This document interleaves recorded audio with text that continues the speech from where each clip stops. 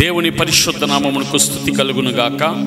ప్రకటన గ్రంథము 22వ అధ్యాయము 14వ వచనంలో కనుక మనం గమనించినట్లయితే, జీవవృక్షమునకు హక్కు గలవారై గుమ్మముల గుండా ఆ పట్టణములోనికి ప్రవేశించినట్లు తమ వస్త్రములను ఉదుకుకొని వారు ధన్యులు అని దేవుని వాక్యం మనతో మాట్లాడుతున్న ప్రియులారా, నీవు నేను కూడా దేవునికి ద్వారా విమోచించబడిన తర్వాత, పాపము నుంచి ప్రభువు నిన్ను నన్ను విడిపించిన తర్వాత, నీవు నేను కూడా జీవ వృక్షమునకు హక్కుదారులుగా చేయబడ్డాము. ఆయన అంటాడు కదా, అపోస్తలుడు పౌలు గారు కొలస్సీలకు రాసిన పత్రిక 1వ అధ్యాయము 14వ వచనంలో ఆయన ఏం సెలవిస్తాడు అంటే, అంధకార సంబంధమైన అధికారము నుండి నిన్ను నన్ను ఆయన విడిపించి తాను ప్రేమించిన తన కుమారుని యొక్క రాజ్యమునకు నిన్ను నన్ను కూడా వారసులుగా చేశాడు. కాబట్టి ఆ పరలోక రాజ్యమునకు నీవు నేను కూడా వారసులుగా చేయబడ్డాం. కాబట్టి ఒక హక్కు కలిగి ఉన్నాం.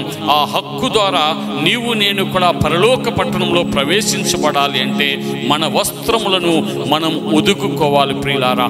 ఎక్కడ ముడత మరి మరక అనేది, కల్మషము కలంకం అనేది లేకుండా మనము పరిశుద్ధులమైనటువంటి స్తుతి వస్త్రము, రక్షణ వస్త్రము, పరిశుద్ధమైనటువంటి వస్త్రాలను ధరించుకుంటేనే మనం అక్కడ ప్రవేశించగలుగుతాం.